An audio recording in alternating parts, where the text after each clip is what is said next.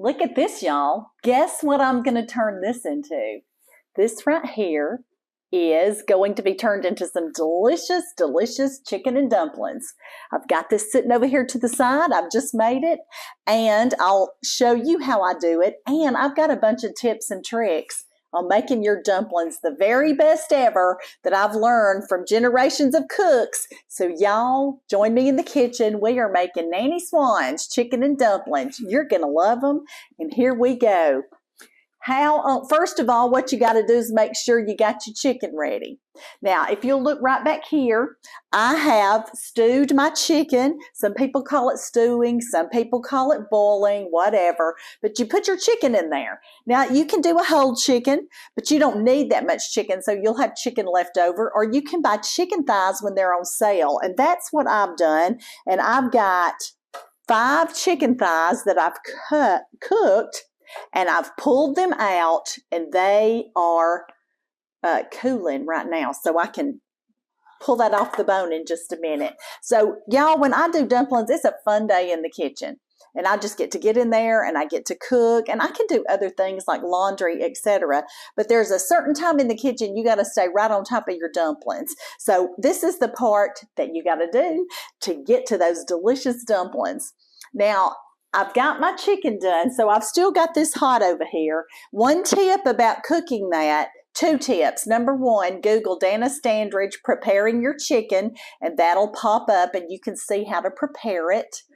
And you can also make sure you taste of the broth after you get through cooking the chicken. So I've got mine pulled out right here. You got to make sure it's seasoned well, or your dumplings will not be seasoned well. So let's taste this.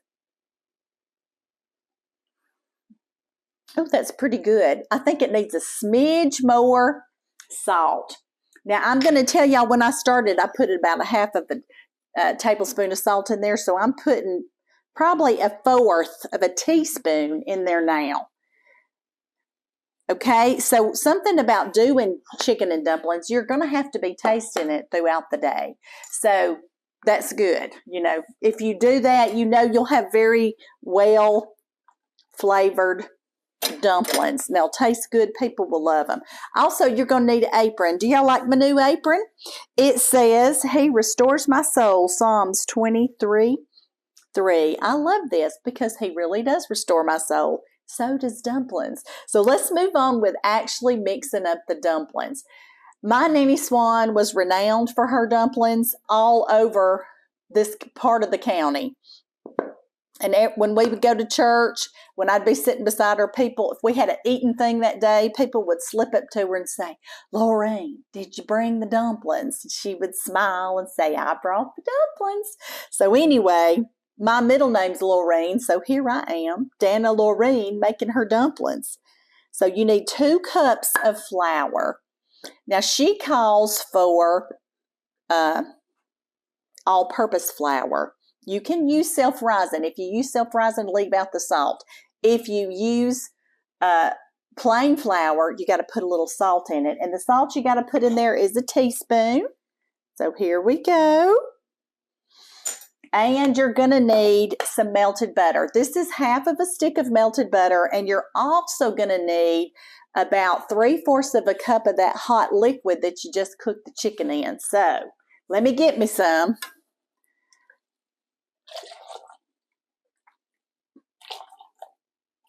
Okay, I've got around a cup right there, but you know, we can add or not.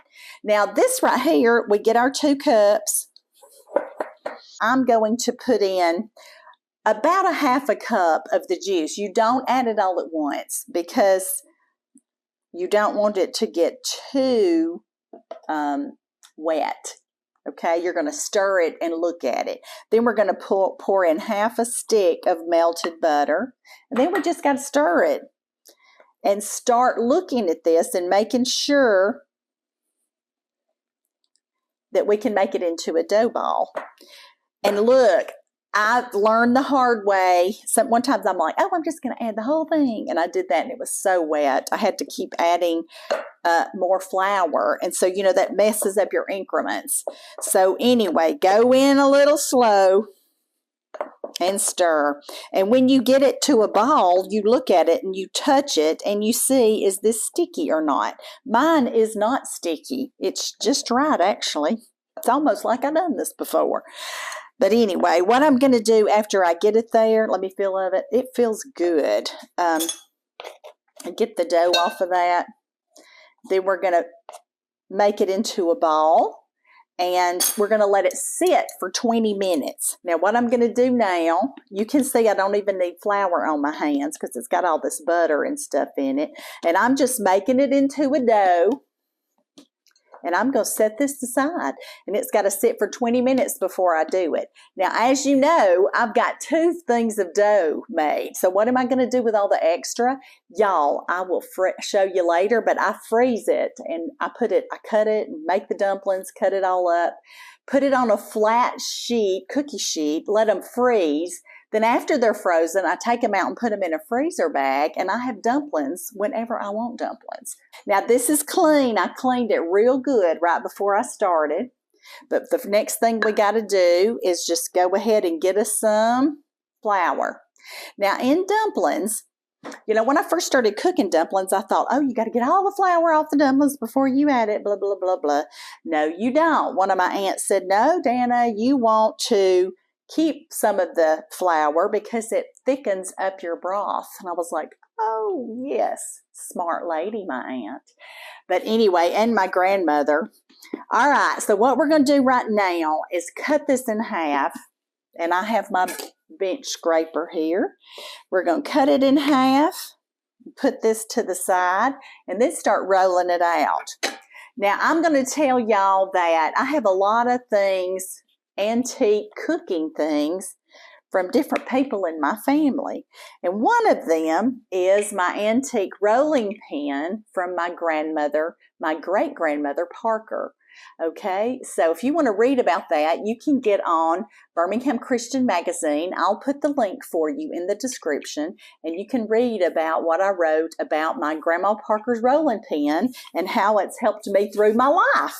I know, I take inspiration from the things that my ancestors have gone through, and she went through a lot of stuff with her son, a prisoner of war in World War II. So when my son got shipped off to war in Afghanistan, you know, it's tough on a mama when your child's shipped off to war. I'm not going to lie to you.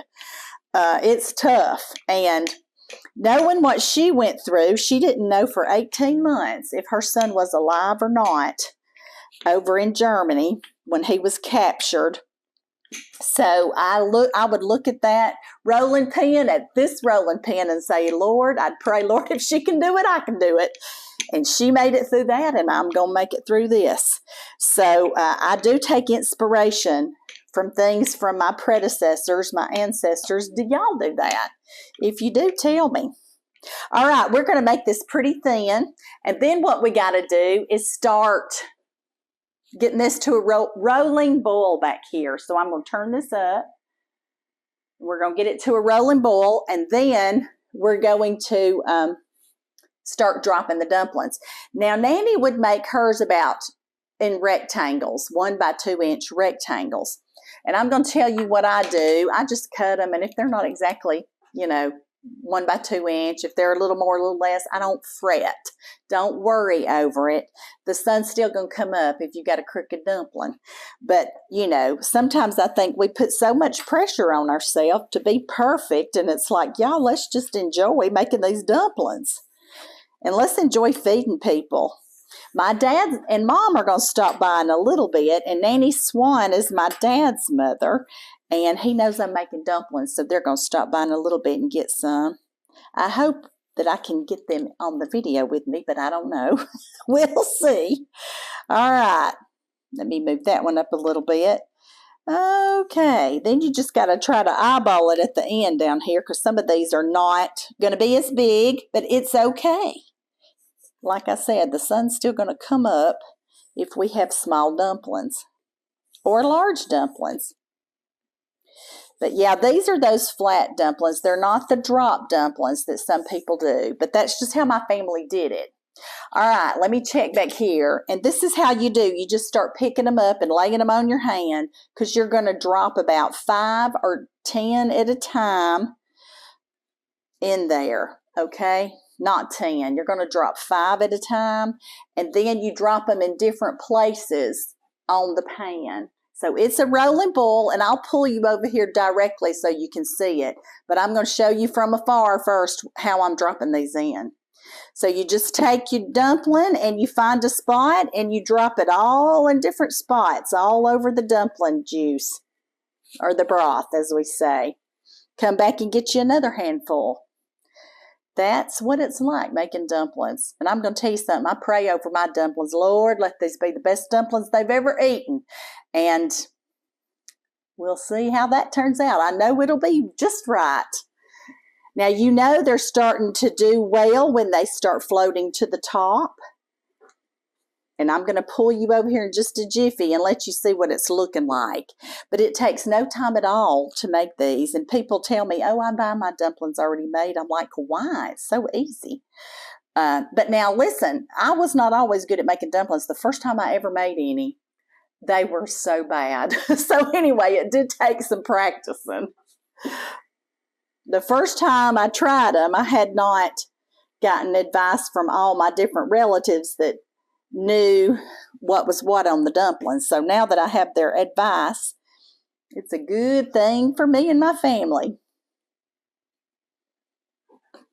We're dropping the dumplings. And you never drop them on top of each other, because if you do, they'll stick and you'll have a big clump of dumplings, and nobody wants a big clump of dumplings. And I'm going to take my wooden spoon and I'm going to gently ease it around, okay? You just ease it around. You never stir hard when you're doing dumplings, or your dumplings will disintegrate. See those dumplings and how I've dropped them in there? And see, when you stir, you're just going to gently move. You're not being too rough with them, okay? Now, if you'll notice, I've still got the brownish or the creamy color broth. That's going to change when I do some of my other steps. So y'all got to stay with me, and you got to watch so we can make sure you can get your dumplings the way you want them. And I got to tell y'all, I have people all the time that tell me, Danna, you're the reason my family loves my dumplings now. And it's just us sharing tips in the kitchen, y'all. Let's take care of each other. It's not a competition. We're just trying to feed everybody, and everybody needs to be fed well. Because you know what I always say, a well-fed world is a happier place to be. See how I do it on different parts of the pan? We never want to drop them on top of each other. Because if you do, you'll have clumps, and nobody wants a clumpy dumpling. And see how thin they are when I drop them in? They're thin. That's okay. We want them to soak up this wonderful broth that we spent time making. There we go. Now see, we got to roll out the rest of it. And it's still at a rolling boil. And then we're going to take our spoon and gently move it around. Gently move it around. Okay, so I've got the other half of the dough, and y'all, when I make dumplings, I make a big batch. I hope the kitchen's clean over there. When I make dumplings, I make a big old batch because, you know, a lot of my people like them, and they're never go to waste. My family loves them. My extended family loves them. All right, and just know when I'm making it with Grandma Parker's rolling pin is a good thing. I don't know what happened to Nanny Swine's, but it didn't end up with me. But I did get one of her old cookbooks, so I have that from the 1930s, and I love it. Are y'all like me, sentimental and keep heirlooms? I do. I just love it. I love thinking about it. I have from my great-grandma Thomas, I have her biscuit cutters. And my grandpa Campbell used to work at the Farmer's Gin and Tractor. He could fix any hay baler. He could fix tractors. He was awesome. And I have my So I have a one of his what he measured the hay bale, what he weighed the hay bales with. Let me get that out. I'm trying to think dumplings and all. Okay. I have that from him, and it's in my antique part of the house.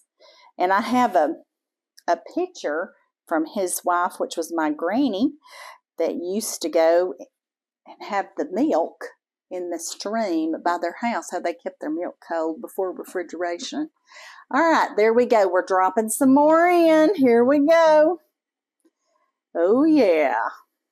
Can y'all believe how easy those dumplings were to make? And you just got to keep it boiling. That's one of the things. You don't want it clumping up.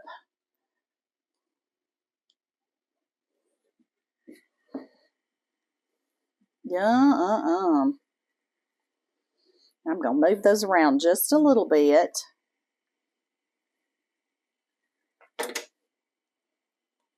It's not hard at all. You just got to know the tricks.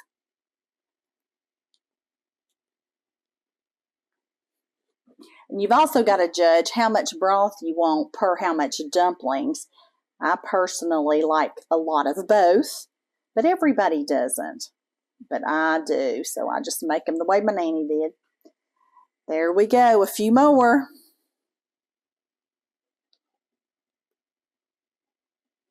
And on how thick to make it, you just got to practice. You see how thick mine are. But different people like different thicknesses. Some people like real thick ones. We get ours kind of thin. But I will tell you, you got to practice, because sometimes if you get them too thin, they'll start disintegrating.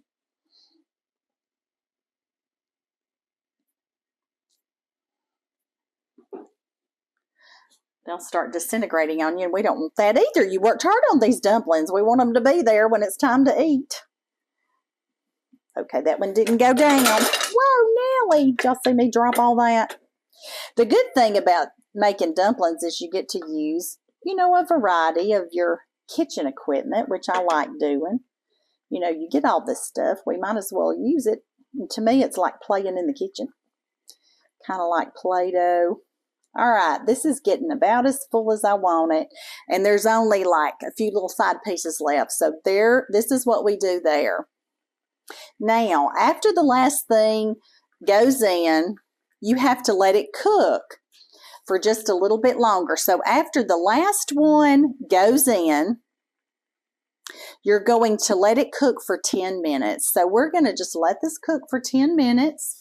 And for me to stir, now it tells y'all that in the cookbook too. Just let it cook for 10 minutes. Let it boil. And we don't want it boiling over, so you do have to stay here and watch it. So I'm going to turn the timer on for 10 minutes, and I'll be right back with you, okay? All right, y'all, our 10 minutes are up, and these are still looking beautiful. So I'm going to gently take my spoon and just ease it around in it, making sure I'm using my spoon to fill up the bottom of the pan. And why am I doing that? Because you can know if anything's stuck on the bottom. There's nothing stuck on the bottom of mine, but sometimes there is. So if something does get stuck, you just kind of use your spoon and gently do this and kind of ease it up by working it a little bit. Now, the next thing we got to do is get our chicken off the bone. So I have my chicken over here, and it's cooled enough for me to use. You just easily pull this off, and y'all know the skins go into my puppies. My big old puppies. One of them weighs about 130. One of them weighs about 80. And they like chicken skin. So I make sure I pamper them whenever I cook a chicken. But anyway, I pulled the chicken skin off and put their stuff over to the side. And no, I don't give them the bones. Y'all know we got to take care of our dogs. But no, I don't give them the bones. I just give them the skin. Okay, now we need a couple of cups. Well, you can put as much chicken in there as you want in yours, but I like about 2 cups of chicken. I don't want it overrun with chicken, but I do want it to taste delicious. So what I'm going to do right now is get me a little pile of chicken on this side while I'm taking all this off the bone. Good old chicken. Don't y'all love a good chicken? I love chicken any way you cook it. I even love chicken livers, do y'all? I love them. Chicken livers, I like the gizzards, I like all that. Okay, so we got this all separated out, and I kind of like mine in bigger chunks. I don't want it to be like you can't find the chicken, you know. I like mine to be in bigger chunks, so that's what I do. All right, let me step over here and wash my hands, and I'm going to move through this with you quickly. Now, y'all, I talked to y'all about all this stuff in my cookbook, Happiness is Homemade. It tells you there's a whole page called Nanny Swan's Chicken and Dumplings right here. And it talks you all through it. So at this point, you're going to add your chicken and 1/4 of a teaspoon of black pepper. Now, y'all, sometimes I add more black pepper for me because I really like it. But you know you got to start with 1/4. Okay, we're going to put that chicken in there. Y'all, this is going to be so good.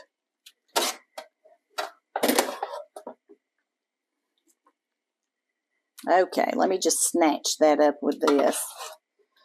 All that good old chicken. Come on, you, get on there. Oh, yeah. So we're not done yet. And I know some of you are thinking, that doesn't look like it. Well, it doesn't, but I promise you we're going to get there.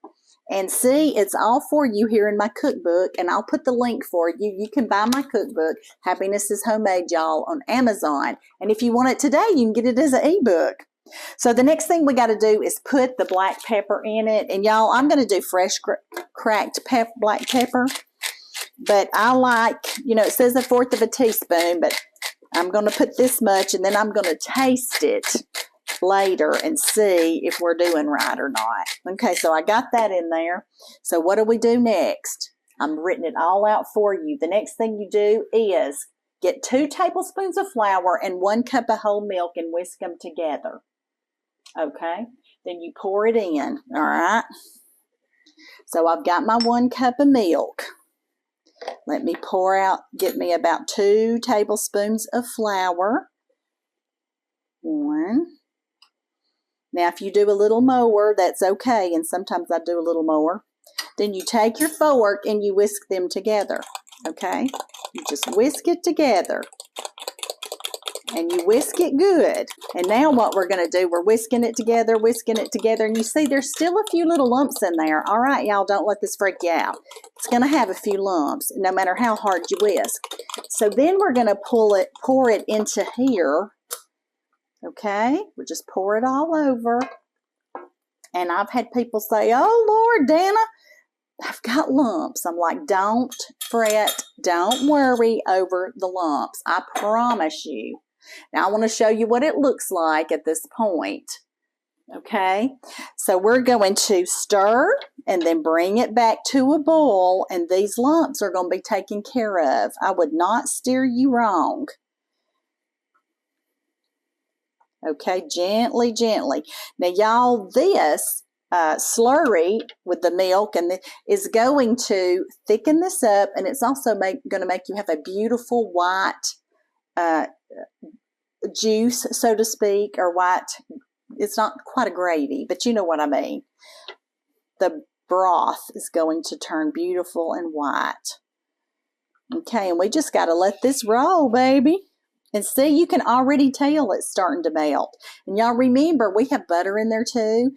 But sometimes when I taste of it, if I think it needs more butter, I'll add more butter. Don't be shy. You add stuff that you think will make it taste better.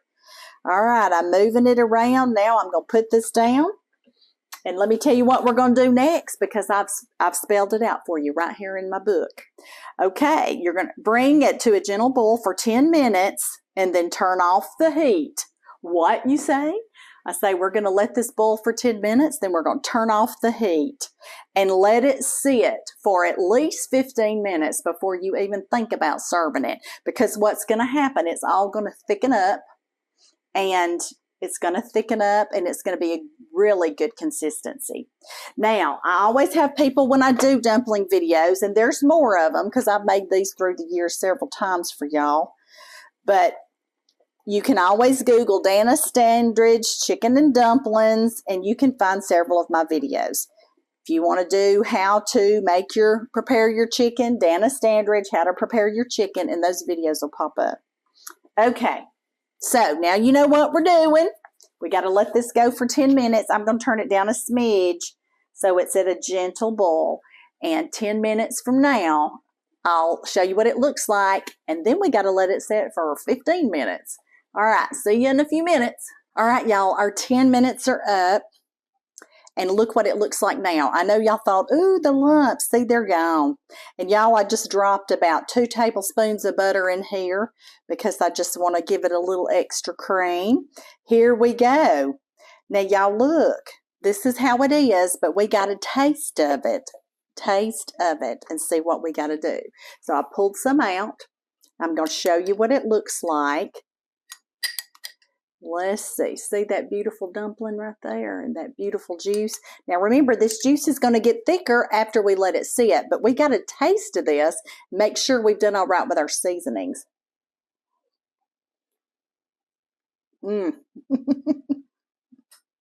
Y'all, that dumpling's just light and fluffy. Melts in your mouth. That's so good. And there's one with a little piece of chicken.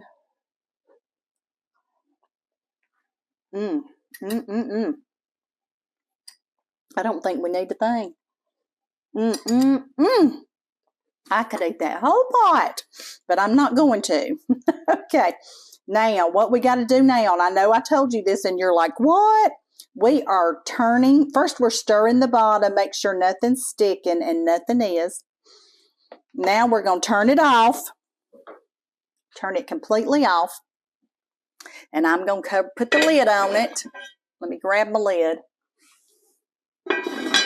And you wait at least 15 minutes. You wait at least 15 minutes before you serve this. Now it's just sitting here with the heat off of it, and it's getting thicker.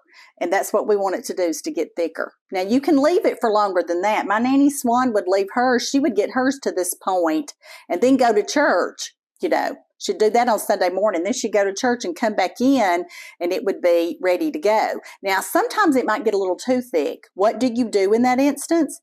You get a little water, and you thin it out with the water, or some milk, either one. But anyway, we're going to come back in 15 minutes and show you a beautiful, beautiful pot of dumplings. In the meantime, I'm going to roll out my second ball of dough, and I'm going to show you what I do to freeze my dumplings, okay?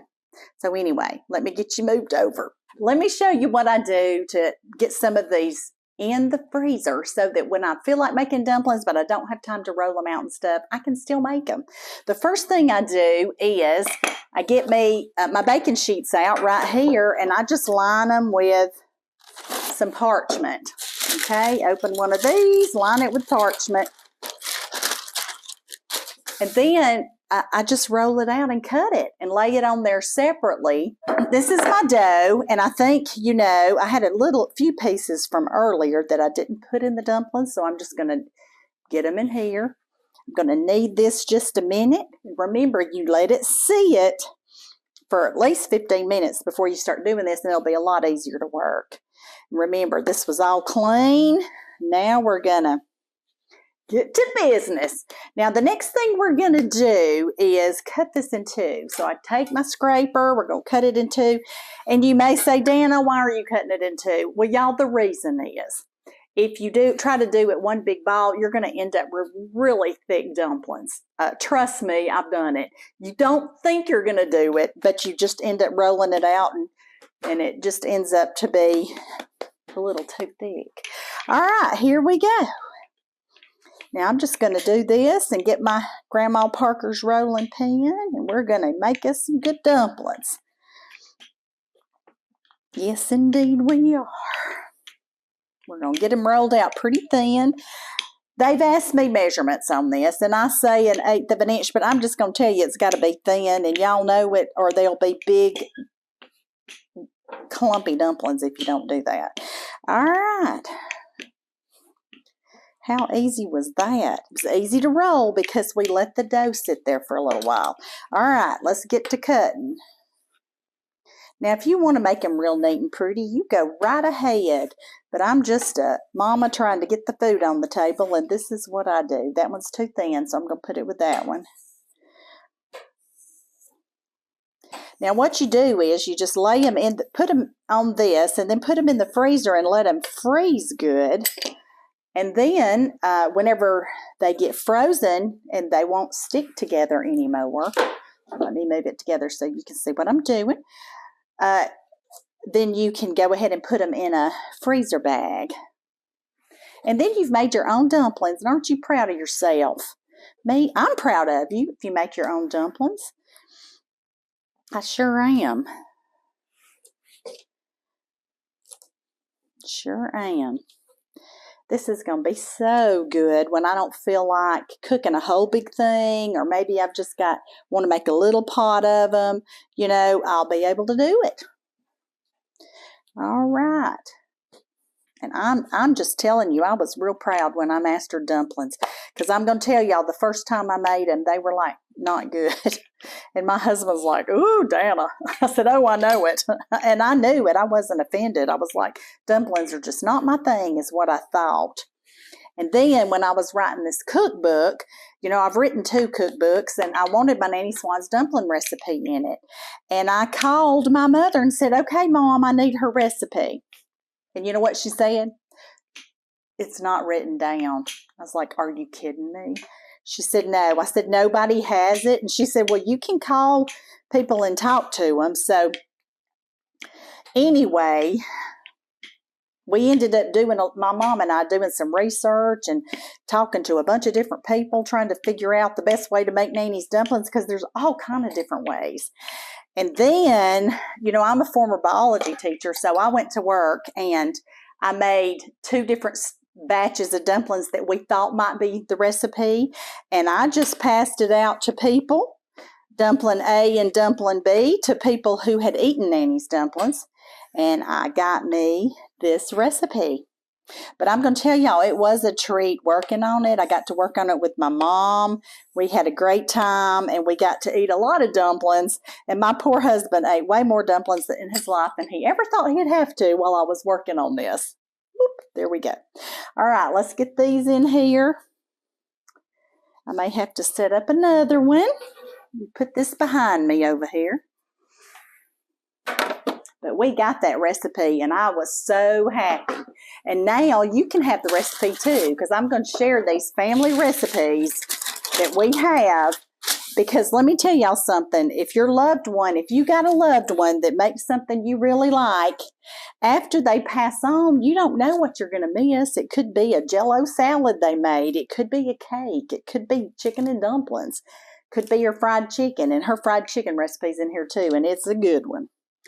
But anyway, you just need to make sure you got your loved one's recipes written down. And anytime I taste of something at a get-together or whatever, and it tastes really good, I try to go on over there and request the recipe so that we can make sure that we save this recipe. Especially, I've got several that I just treasure so much, because the people have gone on to be with the Lord, but we can still revisit them with their recipes. And one of them is my Nanny Swan's chicken and dumplings. Now, y'all see what this looks like. I'm just going to sit this straight into the freezer. And just a reminder, after it's frozen, I'll take all of these frozen ones, put it in a plastic freezer bag, and I'll have them for the next time I want to do dumplings and don't want to mess up the kitchen. All right. I'll be back in a minute, and I will show you what that beautiful chicken and dumpling looks like that we're going to be eating for lunch today. Okay, y'all, the time has come. We're going to see about these dumplings. Okay, let me grab some here. Oh, y'all, this is so good looking. That juice, that brothy goodness. Oh my goodness, y'all, look at those dumplings. Look, look, look, look, look, look. Oh my word. My family's going to love me for this. Let me show you some of this. Look at these beautiful chicken and dumplings. Look at that. That is light as air, that dumpling is. No heavy dumplings for us. Look at that. Mm-hmm. Oh, y'all. And that broth is wonderful. Wonderful. It's thick. It's soupy but thick. Do you know what I'm talking about? Oh, it's going to be so good. Anyway, I just want to do a good little presentation here so you could see the rolling pin that I used that was my great-grandmother Parker's, and the chicken and dumpling recipe that I used from my Nanny Swan. Oh, it's going to be good. And remember, the longer it sits, the thicker the broth will be, but I could only hold out for 20 minutes, okay? So I'm going to go in here and get me a good little bite. Ooh, that's a big piece of chicken. Let me get a smaller piece. Oh, yeah. Let me push that on there so you can see it. Ooh, that's a big piece of chicken, too. Hang on a minute. There's one right there. All right, y'all. Here it is. My Nanny Swan's famous chicken and dumplings. I know you want a bite. Everybody around here always wants a bite, and I do too. I'm going to let this cool just a second and pop it right in. Oh, my goodness, y'all. Mmm-mm. Mm-mm. Y'all, that dumpling is as light as air. And it has a great flavor to it because of what we did. Of course, I got a big piece of chicken right here on this one, but I'm going in.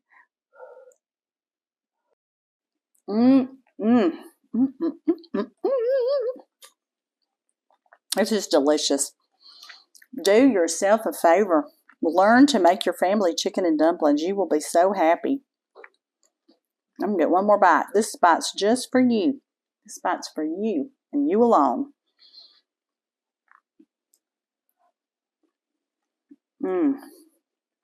That is so good. And I'm going to tell you what I always tell you. The good Lord loves you, and I love you too. Y'all go make you some dumplings, chicken and dumplings. I've got you covered in my cookbook. Happiness is homemade, y'all. Love and blessings to you. Bye now.